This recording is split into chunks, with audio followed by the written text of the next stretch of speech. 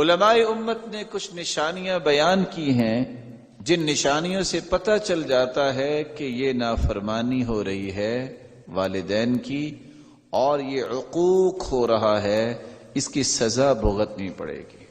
ان نشانیوں میں سے چند نشانیاں میں آپ کی خدمت میں پیش کیے دیتا ہوں۔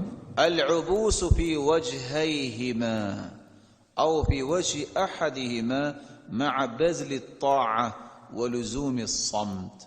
اگر والدین دونوں میں سے کسی ایک کے سامنے منہ بگاڑا جائے اور ان کی کسی بات پہ اس طرح کی ناراضگی کی جائے جو کسی عام انسان کے ساتھ کی جاتی ہے، تو سمجھ لو کہ عقوق کے راستے پہ آپ چل نکلے ہیں۔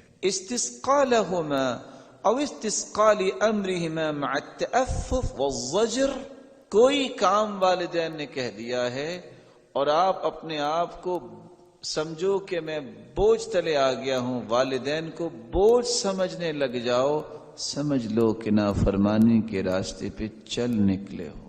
کسی بھی معاملے میں آپ نے والدین کو ڈانٹ دیا، زجر اور توبیخ کی، سمجھ لو آپ اس ہلاکت کے راستے پہ چل نکلے۔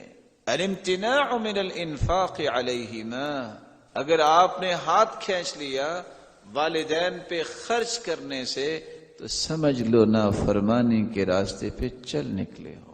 عدم الدعاء لہما احیاء او امواتا، وہ زندہ ہیں یا فوت ہو گئے ہیں، ہر دو صورتوں میں اگر تم دعا نہیں کرتے تو سمجھ لو نافرمانوں کی صف میں شریک ہو گئے ہو، شامل ہو گئے ہو۔ عدم صلۃ ارحامہما واصحابہما، اگر والدین کے رشتہ داروں سے تمہارے تعلقات اچھے نہیں ہیں یا ان کے دوستوں کا تم احترام نہیں کرتے تو سمجھ لو کہ تم نے وہ نیکی کا راستہ چھوڑ دیا بلکہ نافرمانی کے راستے پہ چل نکلے ہو۔ سبہما او سب احدہما بطریق مباشر او بطریق غیر مباشر، آپ نے ماں یا باپ کو گالی دی یا ان کی گالی کا سبب بنے، سمجھ لو آپ ہلاکت کے راستے میں چل نکلے ہو۔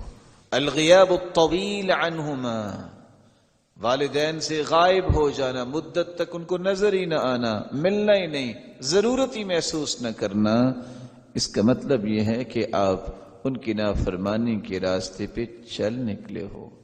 والدین سوال کرتے ہیں، جواب نہ دینا، خیانت کرنا ان کی امانت میں، اور وہ قسم دے دے اس قسم کو پورا نہ کرنا، سمجھ لینا کہ آپ نے اپنے آپ کو ہلاکت کی راہوں پہ رواں دواں کر لیا ہے۔